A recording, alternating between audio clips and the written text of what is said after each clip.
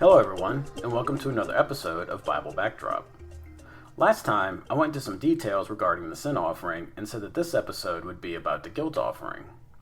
Well, that was partly true. As I continued my study, it became apparent that the early verses of Leviticus 5 are describing specific sins and then introduces what is called the Trespass Offering. This is similar to the sin offering but does have some differences. Some commentators even say that it is really a continuation of the description of the sin offering. The later verses then go into some details about the guilt offering, which will wrap up our series on sacrifices. In Leviticus 5, God focuses on three separate sins that require a trespass offering: bearing false witness, ceremonial uncleanness, and swearing a false oath. Why these three? It seems that they cover three main areas in a person's life: their relationship with others, their relationship with themselves, and their relationship with God. Bearing false witness is a sin against others. Leviticus 5:1 states, quote, "Now if a person sins after he hears a public adjuration to testify when he is a witness, whether he has seen or otherwise known, if he does not tell it, then he will bear his guilt." End quote. This could go two ways. First, a testimony of two people was required to validate a story and establish the truth of a witness. If someone could be a second witness but doesn't speak up, they have committed a sin. Second, if a witness is lying and they are able to reveal it with a truthful statement but don't say anything, then they are guilty.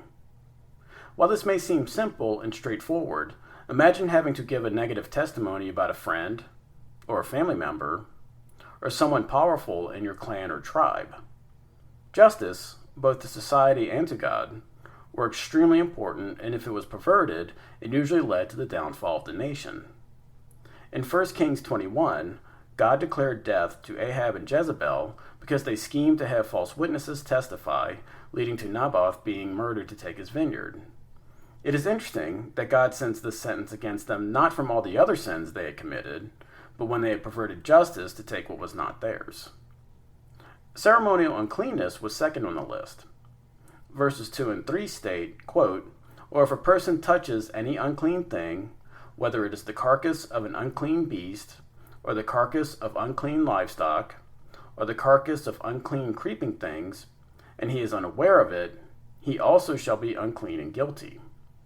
Or if he touches human uncleanness, whatever uncleanness with which a man may be defiled, and he is unaware of it, when he realizes it, then he shall be guilty." End quote.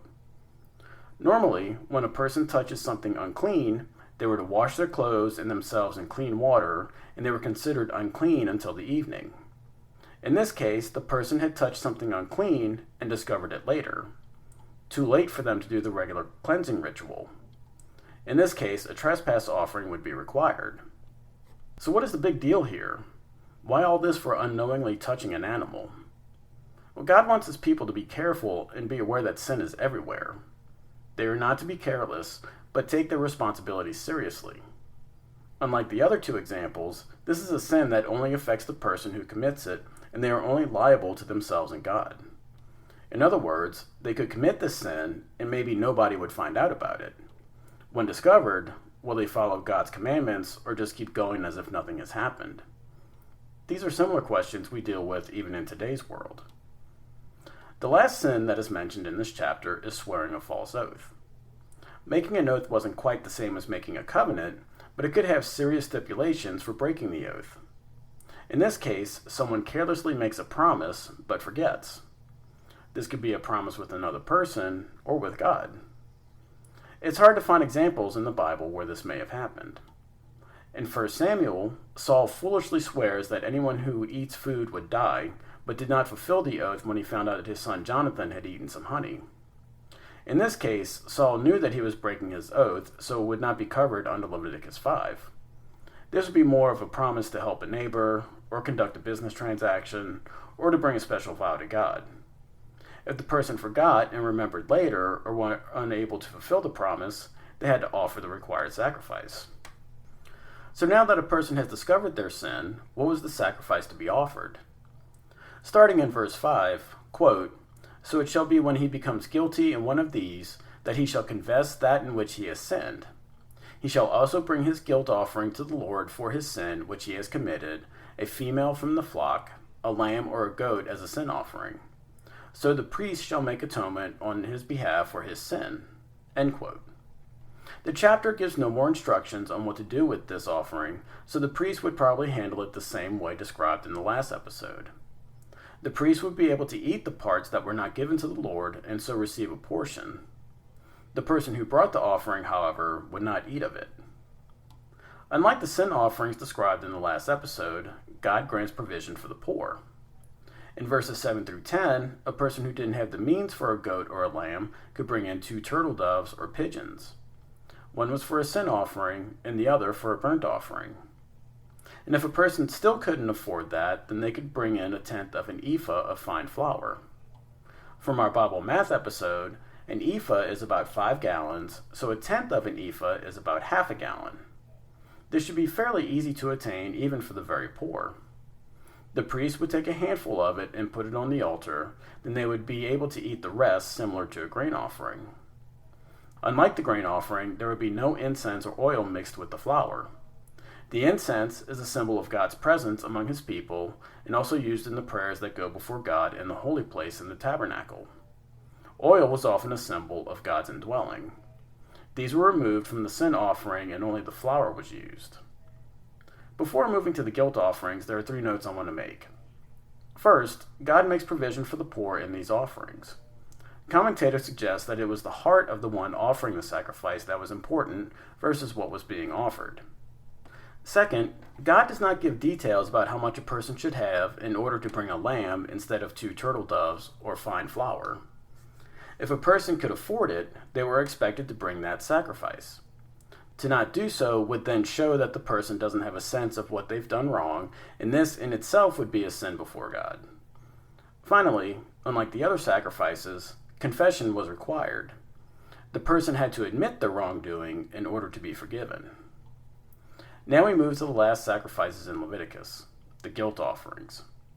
These are described in Leviticus chapter 5, verses 14 through 19, and chapter 6, verses 1 through 7.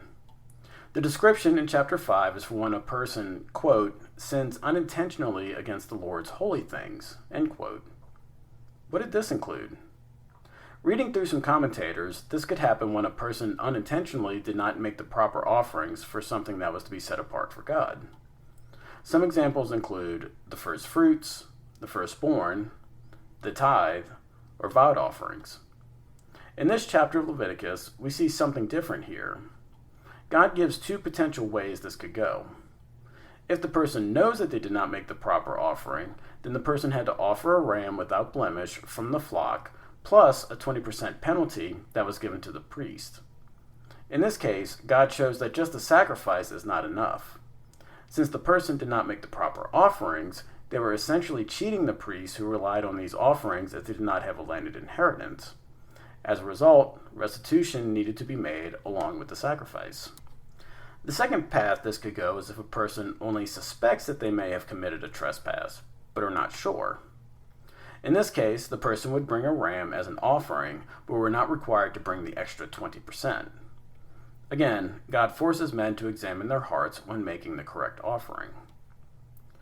Starting in chapter 6, God gives the law of what to do if a person takes from another person. It could be done through robbery, losing something entrusted to them, extortion, or finding something that was lost and lying about it. In this case, the guilty party had to pay back what they took plus an extra 20% on the day they made their guilt offering. Then they would sacrifice a ram without defect from the flock and would be forgiven for what they had done. In chapter 7, God gives the directions for what to do with the sacrifices of the sin offering and the guilt offering. The priest was to offer all the fat, plus the 2 kidneys, and the lobe and the liver. These would all be offered to the Lord on the altar of burnt offering. The blood would then be spread around the altar. The priest could then eat the rest of the offering, and it was to be eaten in a holy place. This could have been in the courtyard of the tabernacle, in the tent of meeting, or in some room attached to it used for that purpose. What I find interesting here is that in the case of the sin against the holy things, the person would have to do it unintentionally.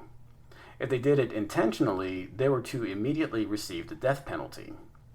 An example of this is in the book of Joshua, when Achan steals silver from the conquest of Jericho in direct defiance of God's commands. All the spoils from Jericho were to be kept in a treasury for the Lord, probably for the priests. In willful disobedience, Achan falls prey to temptation and steals some silver and other things. God then causes Israel to fail in their fight against the city of Ai, and Achan is found out, leading to his and his family's demise. However, if a person stole from another person, that had to be willful, and they were made to give restitution plus the additional penalty. What's the lesson here? I think it shows that while it's wrong to sin against each other, it is infinitely worse to sin against the Lord. On that note, we will close this series on the voluntary sacrifices in the Old Testament. I hope you've enjoyed learning about these sacrifices and have a better understanding of their purpose, what was included, and how it can relate to us today. If you're enjoying Bible Backdrop, please subscribe and leave a 5-star rating and review. If you want to get in touch with the show, you can email me at biblebackdrop@gmail.com. Word of mouth is still the best way for the show to get around, so please tell a friend and have them subscribe. Thank you again for listening, and have a great week.